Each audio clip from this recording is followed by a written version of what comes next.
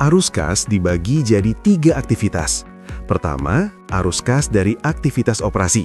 Ini kegiatan bisnis sehari-hari, kayak terima uang dari customer, bayar supplier, gaji karyawan.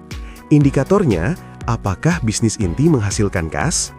Kedua, arus kas dari aktivitas investasi. Ini beli atau jual aset jangka panjang.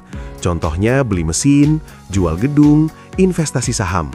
Indikatornya, apakah perusahaan lagi ekspansi atau kontraksi? Ketiga, arus kas dari aktivitas pendanaan. Ini transaksi sama pemilik dan kreditur.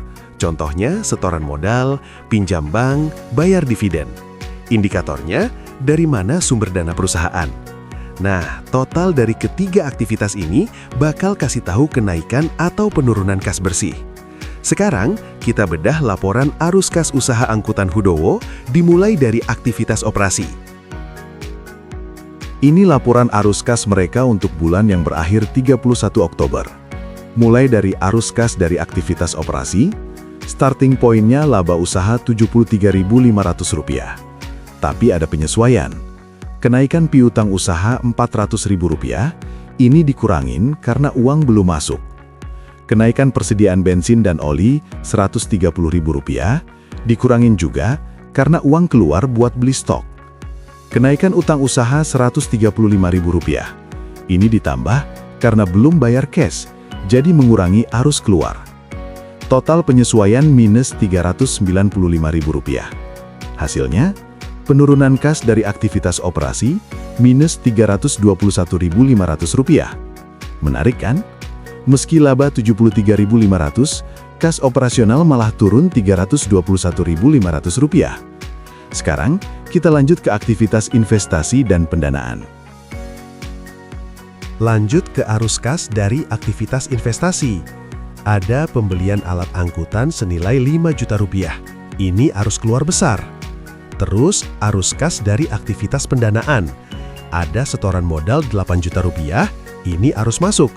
Tapi ada pengambilan modal atau prive Rp125.500. Ini arus keluar. Kas bersih dari pendanaan jadi Rp7.874.500. Sekarang kita jumlahin semua.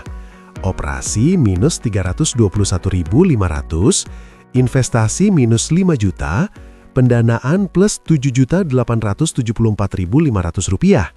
Hasilnya, arus kenaikan kas bersih plus Rp2.553.000. Centang. Tapi tunggu. Kok kas naik tapi modal malah turun? Ini paradoks kedua yang lebih mind-blowing.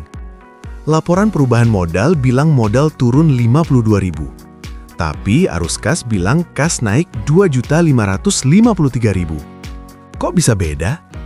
Penjelasannya gini. Modal turun karena laba Rp73.500 dikurangin prive Rp125.500, hasilnya minus Rp52.000.